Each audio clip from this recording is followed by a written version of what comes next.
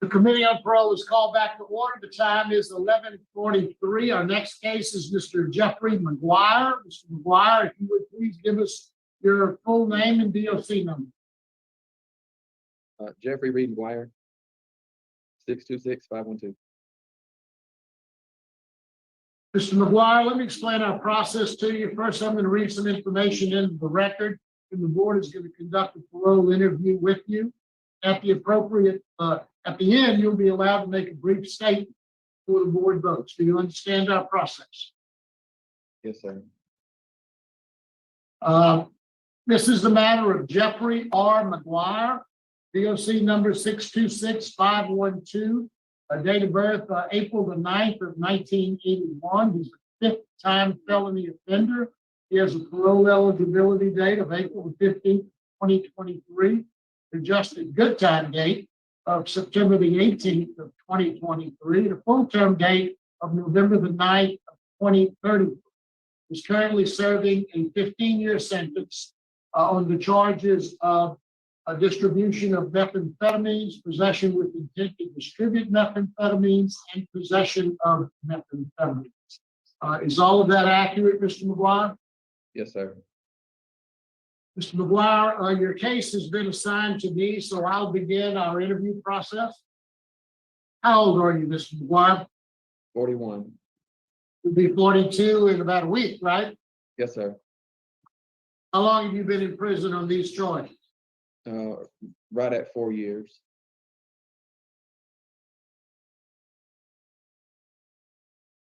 Tell me about the charges that put you in here. What was going on with you? Well, I was pretty heavy into my drug use. I was traveling back and forth across state lines. I was living in Marshall and coming to Shreveport to gamble and use drugs. And I got pulled over, and here I am. I got caught with methamphetamine and also got a distribution charge. Let's talk about your drug use first. When did you start using drugs? In my early 20s. And what did you start using? Marijuana, methamphetamine, alcohol. How often were you using? I'd say pretty often, not on a daily basis, but at least 3 or 4 times a week. You ever have any treatment on the outside? I did. This is the first time I've been to a treatment program was when I went to the SHISAP program in Bossier Parish on this incarceration. So on the outside, you've never had any treatment when you got No, sir. seek any treatment of any kind? No, sir. I've attended NAAA meetings on the street when I was court ordered to do so in Texas. So how did you get started with drugs, and why did you continue to use it? Just hanging around with the wrong crowd, and I guess wanted to be accepted or to fit in. I guess that's how I began using and just partying a lot, and then partying turned into an addiction. You know. How about when did you start dealing drugs? Probably in my early 30s. After I got deep into my addiction, it got to a point to where I had to sell drugs just to support my habit and to keep doing what I was doing. What about your educational background? Tell me a little bit about your education. How far did you go to school on the outside? I graduated high school in Marshall, Texas, and then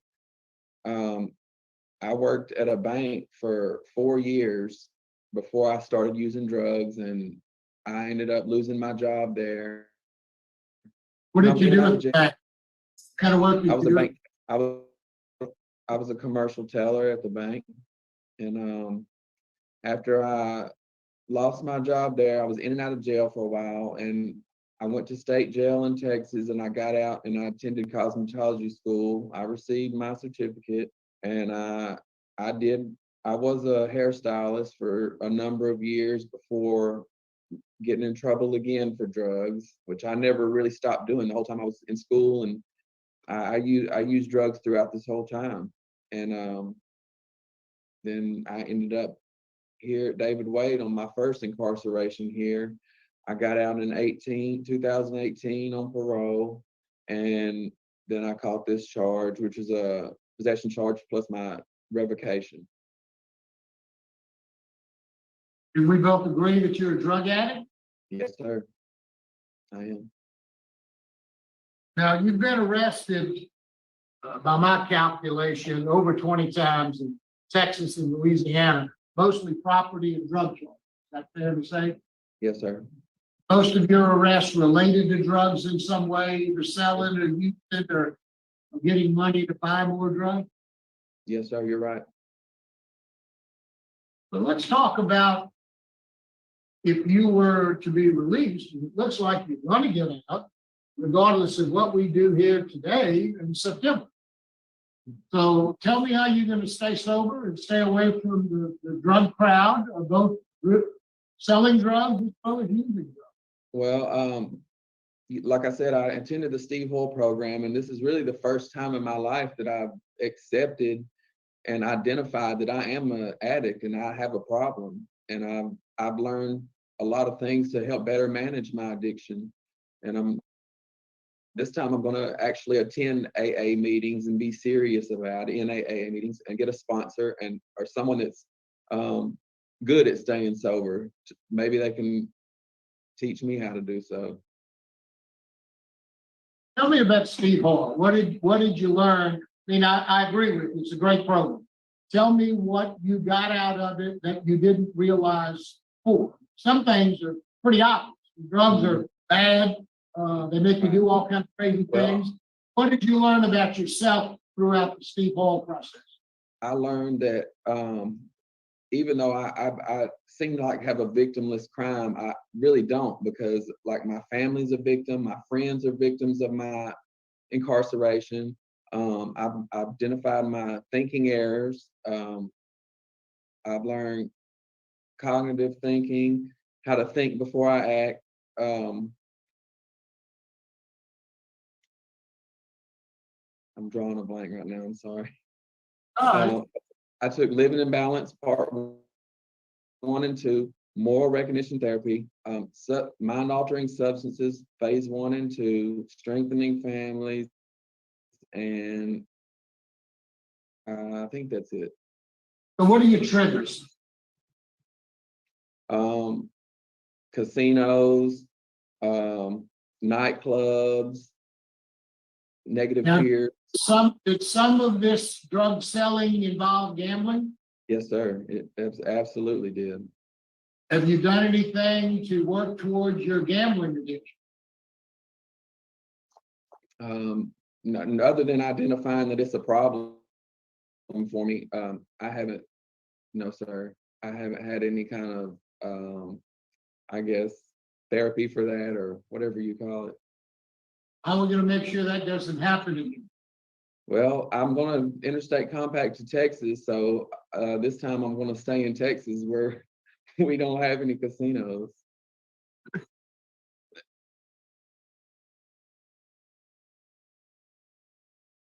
Tell me now, you're going to go live with your mother and father in Marshall, Texas. Is that correct?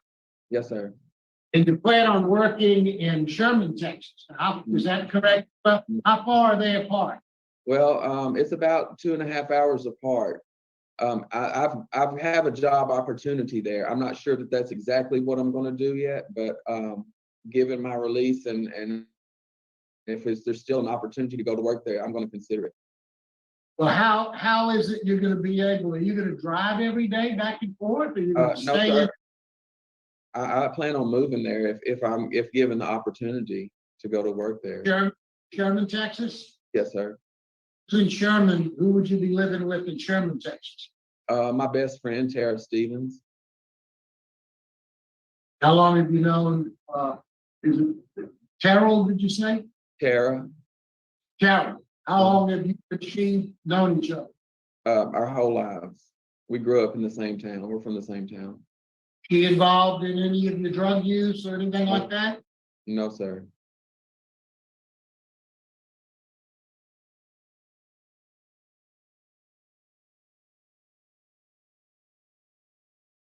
Gordon, what can you tell us about Mr. McGuire?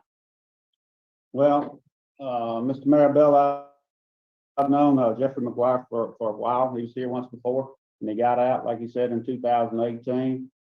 And once he got back reincarcerated for the drug charge that he's back on, he bounced around a couple of the smaller parish jails for a little while, and he had written me a couple of letters, and I'd had conversations with his mother a couple of times on the telephone, and you know, he was requesting to come back to David Wade, and I put a condition on him coming back to David Wade. I said he had to complete the substance abuse program at Steve Hall, and of course he willingly and eagerly participated in that. So I had him transferred to Steve Hall over at the Bossier facility, and he was very successful in that. I've talked to the staff over there, and I followed him while he was in the 9-month program. He did very well there. He completed the substance abuse program. He completed living in balance.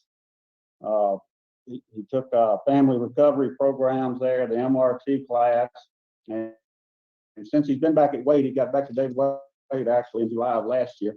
And he works as a clerk in the North Security Office for Colonel Tolliver. And I see him just about every day, Mr. Marabella, that I'm here at the prison. And we have conversations on a regular basis. Jeffrey is over 40 years now. He's over 40 years old now. He's a fifth offender. And I think it's finally sunk in with him that he doesn't want to continue to serve time for the rest of his life. And I think this time he is very well prepared to stay sober. He's very employable, very smart, intelligent individual, very capable of maintaining employment and very capable of following the rules and regulations and the laws and things like that. And I think he's really made his mind up this time, Mr. Marabella, to stay out of prison. He doesn't want to become a sixth offender. I think he's done everything that he can to prepare himself, and I really believe, just from knowing this individual, I think he's going to be successful this time. I'd be very surprised if he ends back up in prison after his release from the Department of Corrections on this stamp. I think he's really, I think he's really ready to go, Mr. Marabella. And I'm open to any questions you have about this individual. I know him very well, know his record, and those are my comments, and open to any questions you may have. Thank you, Warden. I certainly do appreciate your comments. Mr. McGuire, when you finished Steve Hall, did they give you a sort of a blueprint to lead your life sober?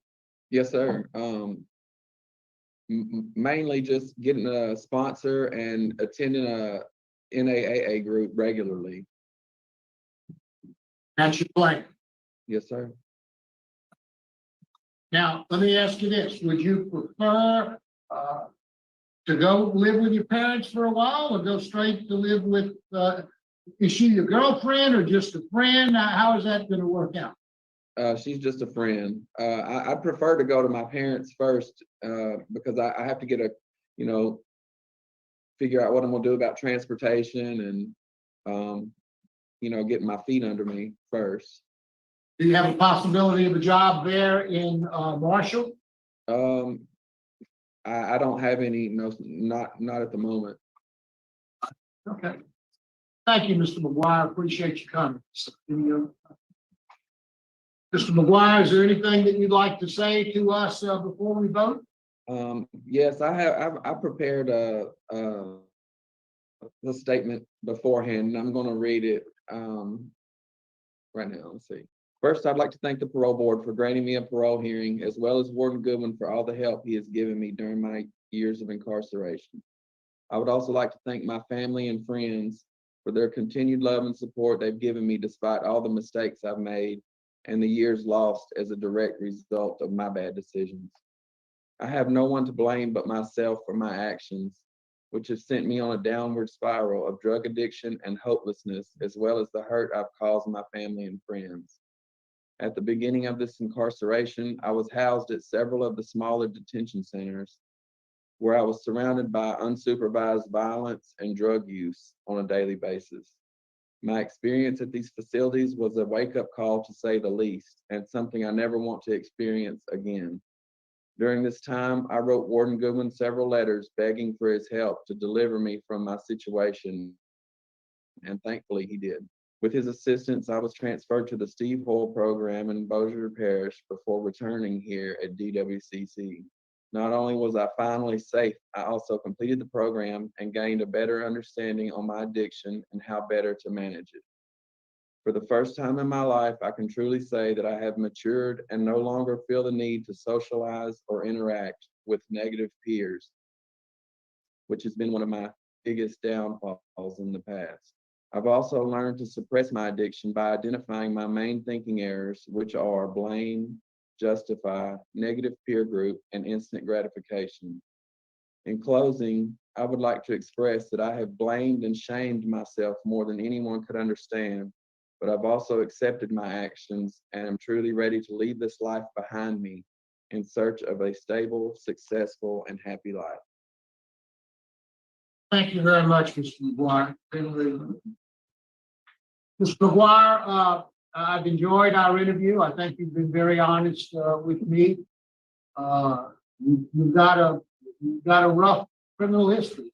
No question about that. I mean, drugs have permeated your entire life up until now. You have gone through what I consider to be one of the best programs we have in Steve Hoyle. You asked for that program. You got into that program. You completed that program successfully. You seem to have a really good transition plan. You've taken a lot of responsibility for what you've done.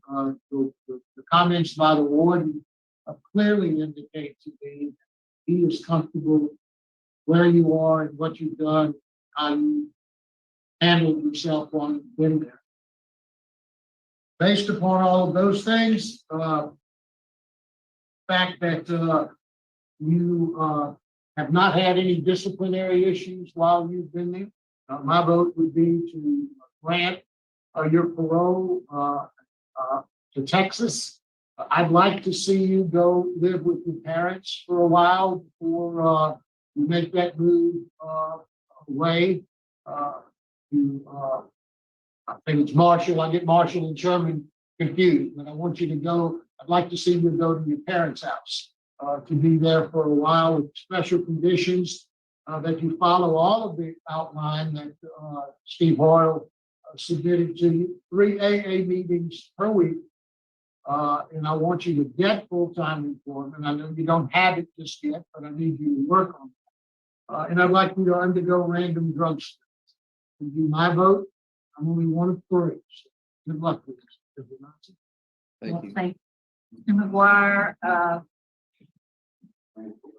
I was impressed with what Warden Goodwin had to say about you. The record doesn't really say those things, and I believe everything he says. He believes you're ready, so I concur with him. My vote also is to grant, based on what Warden Goodwin had to say about you. You have a good plan too. I would add to Mr. Marabella's special conditions that you stay out of Louisiana, stay away from any casino. Yes, ma'am. Well, Thank you. Rochelle? Mr. McGuire, I think you're ready. The positive remarks by Warden Goodwin impressed me to no end. He thinks you're ready. I think you had demonstrated. You're a graduate of the Steve Hall program. You took advantage of that program in order to self-examination that you need to make it this time. I agree with both of my colleagues. I'm going to vote to release you and grant your early release to the state of Texas. Well, you've got 3 votes. Well, good luck to you, sir. You'll be Thank going to Texas. Hope you get a job, and I hope you stay clean. Your conditions are outlined, one of which is added by Ms. Renata, that you stay out of Louisiana and stay away from the casinos. Thank you all. Good luck to you, sir. Thank you. Thank you, Warden.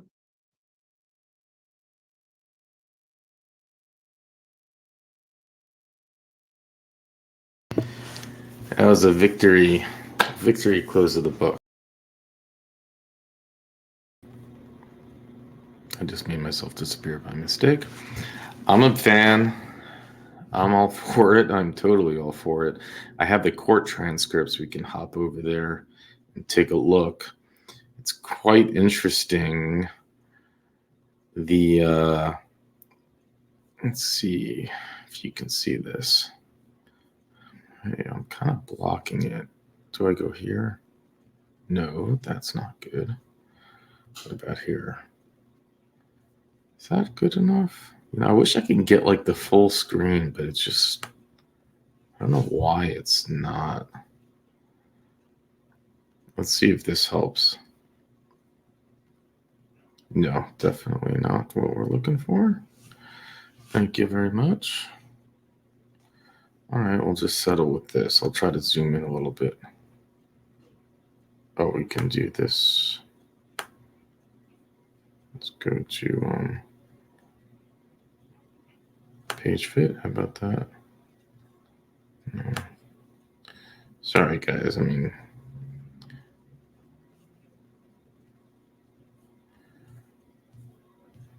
it's interesting. So while I try to get this to work, you might be wondering, why did he go to Texas? You know, it's not that we often see inmates being sent from Louisiana to Texas, and if you're from Texas, you just might be like, oh, come on, why are you sending your inmates here? But he's from Texas. He was just visiting. He grew up there. We'll go over it later. He's a barber. He graduated high school there, and he's actually not a barber. He works at a hair salon, or he worked at a hair salon in Texas. And so it's interesting because he didn't seem to understand. He pled guilty, and he didn't seem to understand what he was pleading guilty for. And then he filed an appeal with eight counts for why he was filing an appeal, including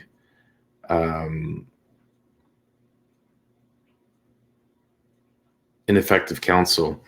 And I don't know, you know, of course, appeals are going to be written in the best interest of the defendant, but it did seem like his counsel was pretty, if not incompetent, at least,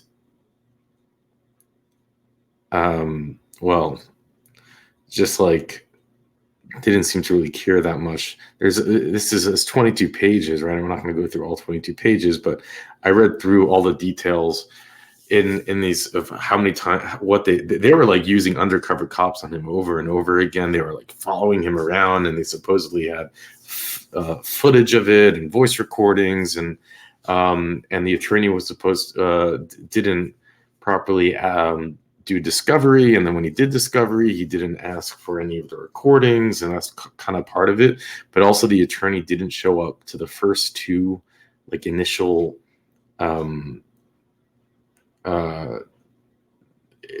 hearings, not hearings, but he just did. The attorney never showed up, and they kept using a backup attorney. The trial reviewed the sentence and notice the occur the criminal. So this is what happened when he got the sentence of 15 years. So he was sentenced in possession, intent to distribute 10 years.